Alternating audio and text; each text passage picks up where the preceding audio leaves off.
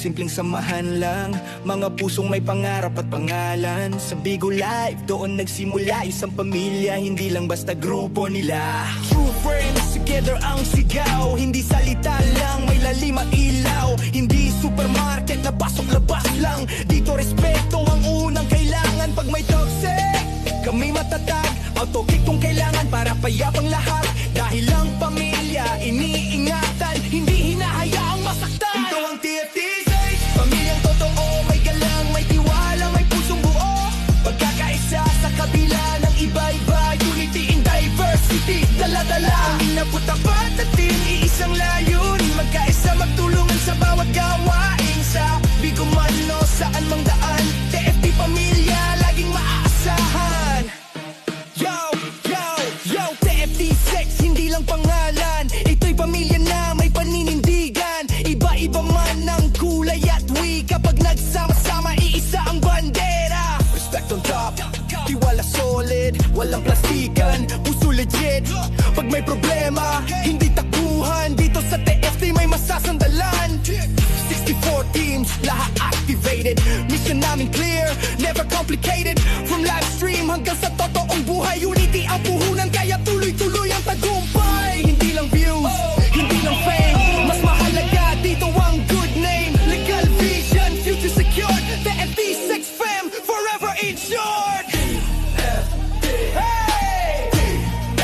TFT6, stand up, lahat sabay-sabay. Ito ang TFT6, pamilyang totoo. May respeto at katapatan, paninindigang buo. Hindi lang online, hindi lang salita, kundi aksyon na ramdam ng bawat isa. Sa saya at sa luha magkakasama, walang iwanan ni isang diwa. Ang misyon ngayon ang humuhubog sa kinabukasan, sabay naming inaabot. Yeah. Hindi sapat ang sabihin TFT ka kung di mo alam ang tunay na halaga. Dito ang pangalan ay may bigat, pagkaibigang hindi basta mawawasak. TFT6, ilaw sa dilim, sa bawat laban tayo'y magiiting.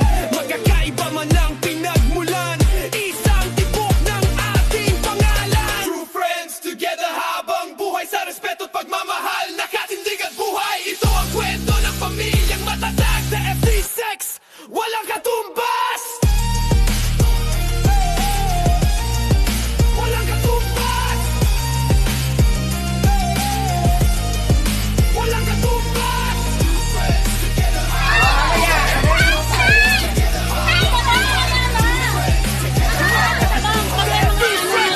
Walang katumbas. Ikaw, taga saan? Ano pangalan mo? Turpi na itong mga to? Okay. Kailangan may action. Pag walang action, tanggal na. Pag walang action, tanggal na. Oh, wala pa! May gusto pa! Oh, yan, ganito. Simpleng samahan lang, mga pusong may pangarap at pangalan. Sa Bigo Live, doon nagsimula isang pamilya, hindi lang basta grupo nila. True friends, together ang sigaw. Hindi salita lang, may lalim at ilaw. Hindi supermarket na pasok-labas lang. Dito respeto ang unang kailangan. Pag may toxic, kami matatag. Autokick kung kailangan para payapang lahat. Dahil lang pamilya, iniingatan. Hindi hinahayaang masaktan. Ay, nako. Sinasabi ko sa inyo. May tiwala, may puso. Pagkakaisa sa kabila ng iba-iba. Unity in diversity. Ayun talaga. Naputapat at iisang layunin. Magkaisa, magtulungan Okay, sa bawat ito na tayo. gawain. Sa Bigo man o saan mang daan, TFT pamilya, laging maaasahan. Yo, yo, yo, TFT6, hindi lang pangalan. Ito'y pamilya na may paninindigan. Iba-iba ang kulay at Happy 3rd anniversary, Team Grace. Okay? Ang magkamali, walang sinelas. pag may problema, hindi True friends together. Kayo nga. So ako nagpapasalamat sa TFT family, Department 6, sa ating creator, Daddy James, sa lahat ng elites at crowns, mga founders ng Department 6 at officers and members, sa lahat ng bumubuo ng charity Maraming salamat po sa pagpili sa Barangay Pulong Santa Cruz na mabiyayaan ng inyong awa para sa mahihirap naming mga kabarangay. Salamat po sa pagbibigay ng pagkain, ng feeding program sa mga taga-SBI, sa pagbibigay ng mga tsinela sa mga batang taga-STI, at sa lahat po ng tulong nyo. Maraming salamat po at sana huwag kayong magsawang tumulong sa kapwa. Maraming salamat sa inyong lahat.